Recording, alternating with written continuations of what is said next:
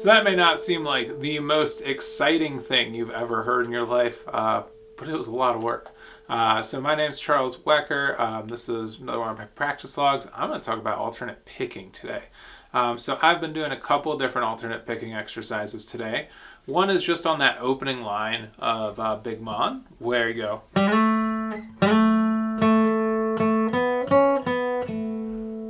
And you can see my hands moving up and down a little bit at the same time, even when it's like a false pick. I have not been able to achieve that at all. So what I was able to do was just start going 1 and 2 and 3 and 4, and just think of it like a strum, right? So 1 and 2 and 3 and 4. So start with the big motion and then go 1 and 2 and 3 and 4 with a little motion. Think like a single string. 1, 2, and 3 and 4, and 1 and 2 and 3 and 4. I found that doing the kind of phantom pick worked a little bit better in tricking my brain because I'm hearing this in my head already.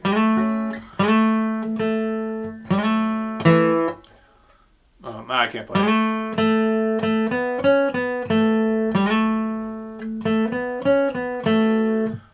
Having a little trouble all of a sudden there, now I'm talking. But I've been working on that, so that's been feeling pretty good. Clearly I'm working on Big Mon a little bit on guitar. Not super difficult or anything, just trying to get all the alternate picking right. So really strict alternate picking. Don't even think like Tony Rice. Not at all right now. Thinking just down, up, down, up, down, up, down, up. Because I've been working on like Cluck Old Hen. I'm not going to change capo, but...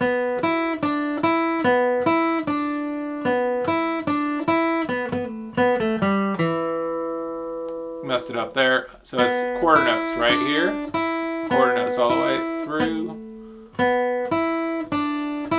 Eighth notes, quarter, quarter. And so getting that right is a little difficult because you're naturally just going to want to go just like that, but it's not quite the right timing if you do that. So that's where I kind of came in on like working on some Big Mon with that. And then another thing is my teacher gave me some John Moore exercises, which I think are originally mandolin exercises. I might be wrong there. But I've been doing that a little bit too, and I've been working on, like, these two are pretty easy. Just down, up, down, up. You can skip a string. If you've been playing guitar for a while, that shouldn't be too foreign to you. So that felt good, but then I got to this one, and I'm going to do it just on D chord shape.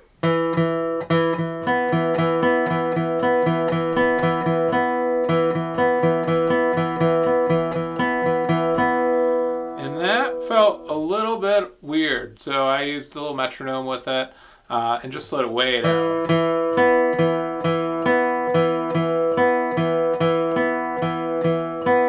And the one thing that kind of helped me there was actually, we're doing just down, up the whole time, except for that last quarter note at the end.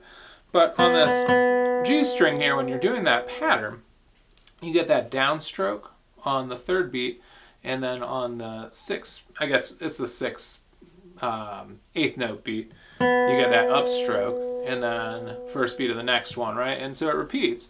So it's downstroke here, upstroke, down, up. So it's a little pattern of a different kind of down, up, because you got down, up, down, up, down, down, up, up, when you play it like that as well.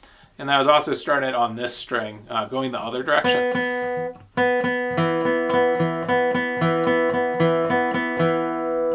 And yeah, just working through that a whole bunch.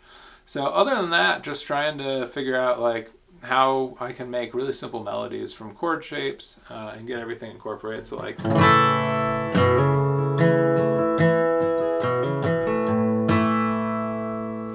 yeah, just playing some chords, but really sticking with the alternate picking today. So let me know if you enjoyed hearing me talk about alternate picking or anything like that.